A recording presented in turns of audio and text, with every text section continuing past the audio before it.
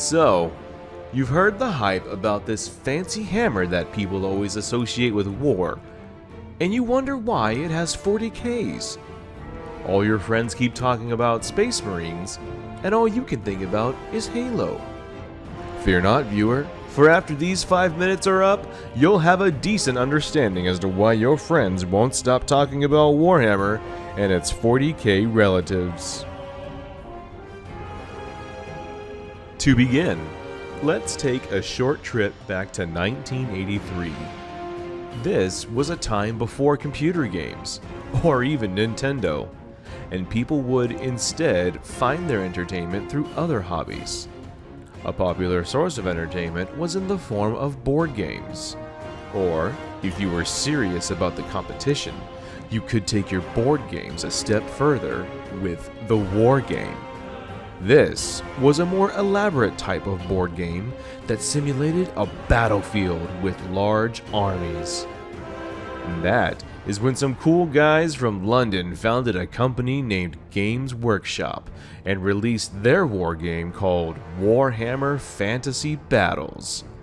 Inspired by the medieval war games at the time and J.R. Tolkien's Lord of the Rings, Warhammer Fantasy Battles allowed players to live out the fantasy battles of their dreams.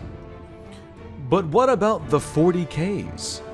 Well, in 1987, Games Workshop had this fun idea to essentially take their fantasy setting and send it to the future.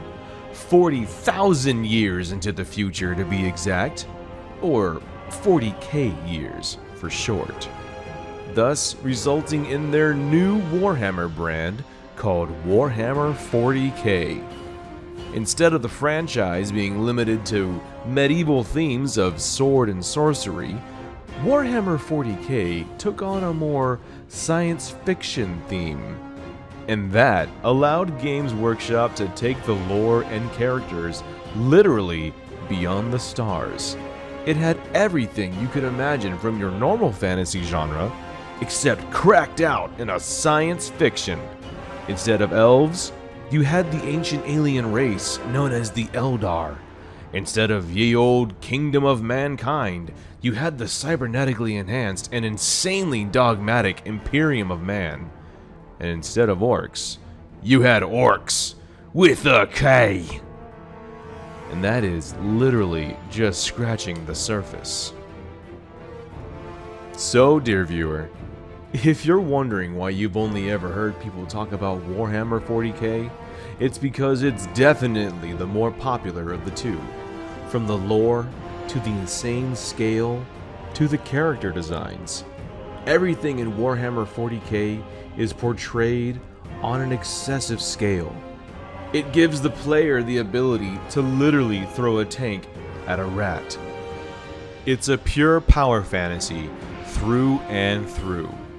And that is why Games Workshop always makes it a point to remind you at the beginning of every one of their games, every one of their books, that this is the far future, where there is only war. And essentially no good guys. So pick your favorite coat of paint, and, well, if I haven't convinced you yet, why don't I just show you?